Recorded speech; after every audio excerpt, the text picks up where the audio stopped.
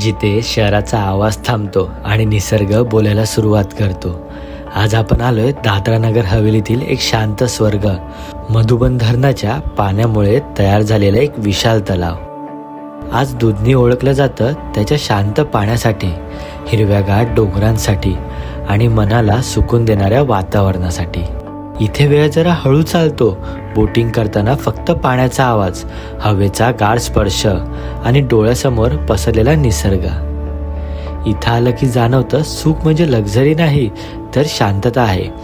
Phone हातात असतो पण मन मात्र पूर्णपणे प्रेझेंट असतं. सूर्य मावळताना दुधनी अजूनच सुंदर दिसतं, जणू निसर्ग स्वतः गुड बाय म्हणतोय. दादरा नगर हवेलीतील हे ठिकाण नक्की आहे तरी कसं, हे स्वतःच्या डोळ्यांनी बघण्यासाठी आम्ही 3 भाऊ निघालो दुधनीच्या दिशेने.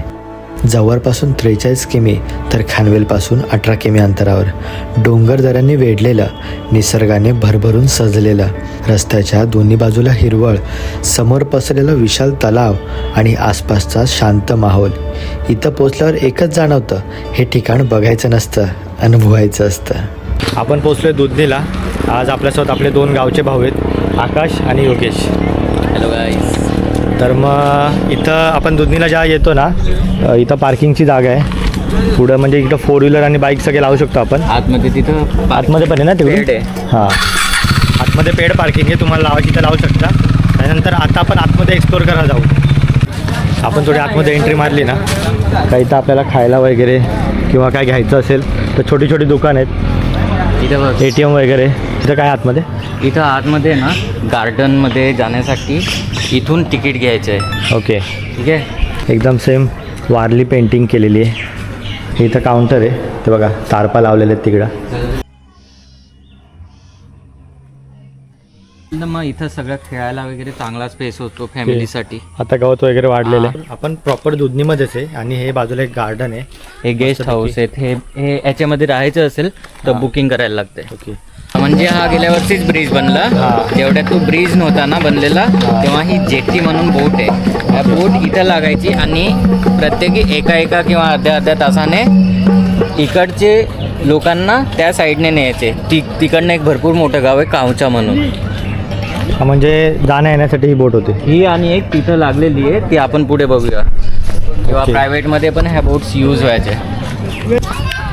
अशा इकडं बोट आहेत सगळ्या, निवांत आरामात बसून जायचं आहे पुढं.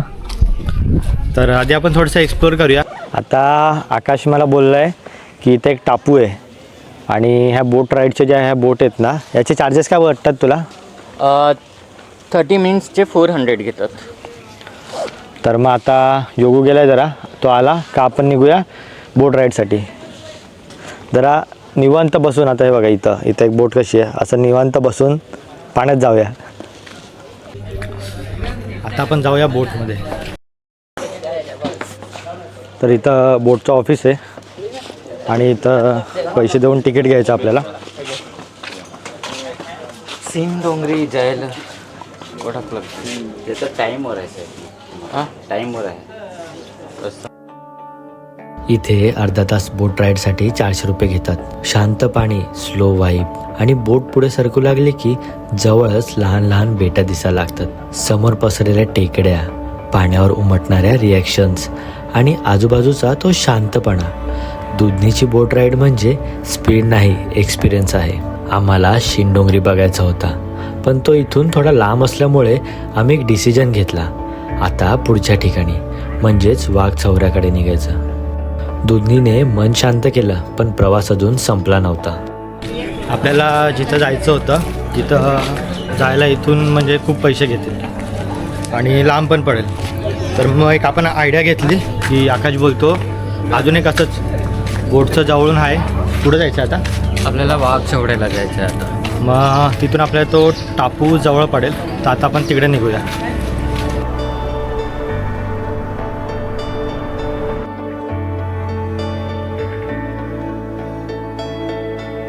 तर आपण आलो आहे वाघ चौड्याला.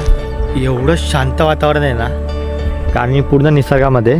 बघा इथून आपण तो रस्ता येतो आणि इथं पार्किंग आहे आणि इथं 4 व्हीलर वगैरे पार्किंग आहे. आता आपण जाऊया.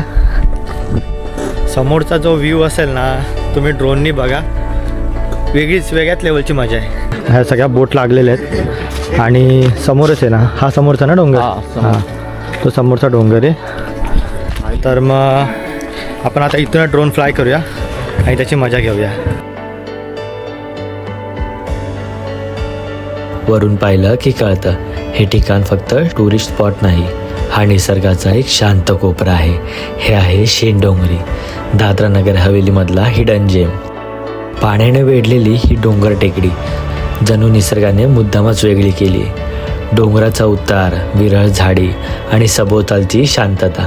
वरून पाहिलं की पाणी आरशासारखं वाटतं आणि प्रत्येक रिफ्लेक्शन निसर्गाची एक वेगळीच गोष्ट सांगतो. पाण्यात एकटाच उभा असलेला हा वृक्ष कसलाही आधार न मागता शांतपणे उभा. पाण्यात आत दिसणारी ही गोलाकार रचना ही काही मॅजेस्टी नाही, ही आहे एक जुनी विहीर. पाण्याची पातळी वाढली आणि ती निसर्गात सामावून गेली. शांततेसोबत शेंडोंगरीचा एक वेगळा रंगही आहे. काही ठिकाणी मित्रमंडळी बसून म्युझिक, गप्पा आणि छोटंसं सेलिब्रेशन करतात.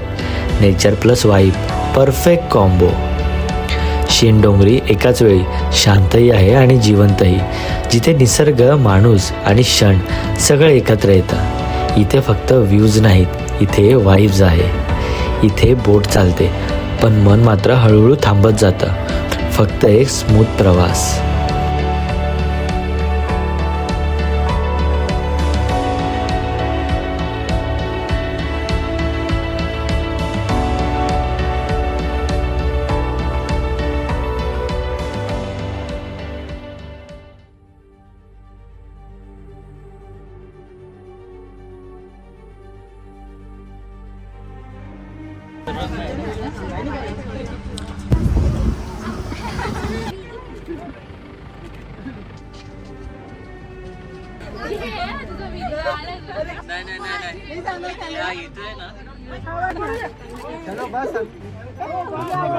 बॅटरी